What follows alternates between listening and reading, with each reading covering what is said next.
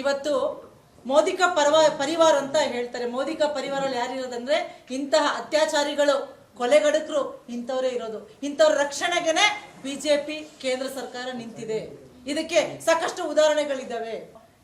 ಉಮೇಶ್ ರೆಡ್ಡಿ ಅಂತ ಇರ್ಬೋದು, ವಿಕೃತ ಕಾಮಿ ಅಂತೇಳಿ ಅವನು ಸರಣಿ ಕೊಲೆಗಳನ್ನ ನಾವು ನೋಡಿದ್ವಿ.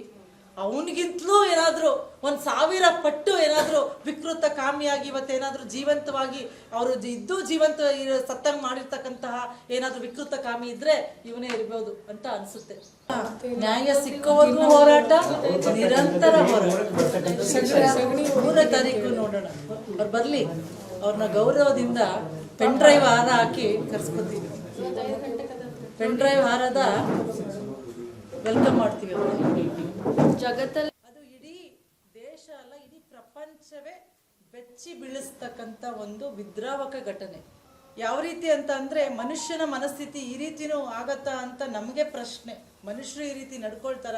ನಮ್ಮ ಸಮಾಜ ಹೆಣ್ಣು ಮಕ್ಕಳನ್ನ ಈ ರೀತಿ ದುರ್ಬಲವಾಗಿ ನಡೆಸ್ಕೊಳತ್ತಾ ಅನ್ನೋ ಒಂದು ಪ್ರಶ್ನೆ ಇವತ್ತು ಎದ್ದಿದೆ. ಒಬ್ಬರೇ ಒಬ್ಬ ಬಿಜೆಪಿ ನಾಯಕರಾಗ್ಲಿ ಅಥವಾ ಇವರು ಸಮ್ಮಿಶ್ರ ಮಾಡ್ಕೊಂಡಿದ್ದಾರೆ ಎನ್ ಡಿ ಎ ಅಂತ ನಾನು ನೇರವಾಗಿ ಒಬ್ಬರೇ ಒಬ್ಬರು ನಾಯಕರು ಕೂಡ ಇದರ ವಿಚಾರವಾಗಿ ಒಂದೇ ಒಂದು ಪ್ರತಿಕ್ರಿಯೆಯನ್ನು, ಮಾನವೀಯತೆ ದೃಷ್ಟಿಯಿಂದ ಅಟ್ಲೀಸ್ಟ್ ಒಂದೇ ಒಂದು ಪ್ರತಿಕ್ರಿಯೆಯನ್ನು ನೀಡಿಲ್ಲ. ಹೇಳಕ್ಕೆ ಇವ್ರದ್ದು ನಾರಿ ಶಕ್ತಿ, ನಾವು ಏನು ಮಹಿಳೆಯರ ಸಬಲೀಕರಣ ಮಾಡ್ತೀವಿ, ಮಹಿಳೆಯರ ಪರವಾಗಿರ್ತೀವಿ ಅಂತೇಳಿ ಅಧಿಕಾರಕ್ಕೆ ಬಂದಂಥ ಪಕ್ಷ ಇದು. ಎಲ್ಲ ಇರಲಿ, ಇವತ್ತು ನಾರಿ ಸಮ್ಮಾನ್ ಅಂತ ಒಂದು ಪ್ರೋಗ್ರಾಮ್ ಇದೆ, ಯೋಜನೆ. ಜೊತೆಗೆ ಬೇಟಿ ಬಚಾವೋ ಬೇಟಿ ಪಡಾವೋ, ಬೇಟಿ ಬಚಾವೋ ಬೇಟಿ ಪಡಾವೋ. ಇವತ್ತು ನಿಜಕ್ಕೂ ಪ್ರಶ್ನೆ ಮಾಡಬೇಕು, ನಮ್ಮ ನಮ್ಮ ಹೆಣ್ಮಕ್ಳನ್ನ ಯಾರಿಂದ ಬಚಾವ್ ಮಾಡಬೇಕು? ಬಿಜೆಪಿ ನಾಯಕರಿಂದ ಅಥವಾ NDA ನಾಯಕರಿಂದ ಇವತ್ತು ರಕ್ಷಣೆ ಮಾಡಬೇಕಾಗಿದೆ ನಾವು.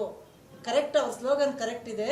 ಅವ್ರು ಹೇಳಿರೋದು ನಮ್ಮ ಪಕ್ಷದ ನಾಯಕರಿಂದನೇ ನಾವು ರಕ್ಷಣೆ ಮಾಡಿ ಇವತ್ತು ಹೆಣ್ಮಕ್ಳನ್ನ ಉಳಿಸ್ಕೋಬೇಕನ್ನೋದೇ ಅವ್ರದ್ದು ಸ್ಲೋಗನ್ ಅರ್ಥ. ತಾಳಿ ಬಗ್ಗೆ ಗೊತ್ತಿಲ್ಲದಿದ್ದವರು ಅದ್ರ ಪ್ರಾಮುಖ್ಯತೆ ಬಗ್ಗೆ ಮಾತಾಡ್ತಾರೆ. ಯಾವ ನಾಯಕರು ಕೂಡ ಕಾಣಿಸೋದಿಲ್ಲ. ಎಲ್ಲಕ್ಕಿಂತ ಅವಮಾನವಾದ ಸಂಗತಿ ಏನಂತಂದ್ರೆ, ಅಲ್ಲಿರ್ತಕ್ಕಂಥ ನಾಯಕಿಯರು, ಶೋಭಕಾ ಇರ್ಬೋದು, ಮಾಳವಿಕಾ ಇರ್ಬೋದು, ಸ್ಮೃತಿ ಇರಾನಿ ಇರ್ಬೋದು, ಯಾರು ತಾರಾ ಇರ್ಬೋದು, ಯಾರು ಕೂಡ ಆ ಒಂದು ಬಿಜೆಪಿ ಮಹಿಳಾ ಮೋರ್ಚಾದ ಅಧ್ಯಕ್ಷ ಇರ್ಬೋದು, ಆ ವಿಚಾರವನ್ನು ಯಾರು ಕೂಡ ಕಾಣಿಸೋದಿಲ್ಲ. ಅಂದ್ರೆ ಏನರ್ಥ? ಮಹಿಳೆಯರಿಗೆ ಮಾತನಾಡೋದಿಕ್ಕಿರ್ತಕ್ಕಂಥ ವಸ್ತು ಅಂದ್ರೆ ಮಹಿಳೆಯರು, ಭೋಗದ ವಸ್ತು ಅಂದ್ರೆ ಮಹಿಳೆಯರು ಅನ್ನೋದನ್ನ ಈ ಒಂದು ಪಕ್ಷದ ನಾಯಕರು. ನಾವು ಇದರಲ್ಲೂ ರಾಜಕೀಯ ಮಾಡೋದಿಲ್ಲ. ನೇಹಾ ಪ್ರಕರಣವಾದಾಗ ಇಡೀ ರಾಜ್ಯಾದ್ಯಂತ ಪ್ರತಿಭಟನೆಯನ್ನು ಮಾಡಿಸಿದಂತಹ NDA ನಾಯಕರು ಇವತ್ತು ಒಂದೇ ಒಂದು ತುಟಿ ಬಿಚ್ಚಿ ಮಾತನಾಡ್ತಿಲ್ಲ. ಇವತ್ತು ಇದ್ದು ಸತ್ತಂಗಾಗಿದ್ದಾರೆ ಆ 3000 ಹೆಣ್ಮಕ್ಳು. ಅವ್ರು ಬದುಕಿದ್ದು ಸತ್ತಂಗಾಗಿದ್ದಾರೆ. ಇದು ಕೊಲೆಗಿಂತಲೂ ಉಗ್ರವಾದಕ್ಕಂಥ ಕೊಲೆ, ಉಗ್ರ ಕೊಲೆ ಇದು.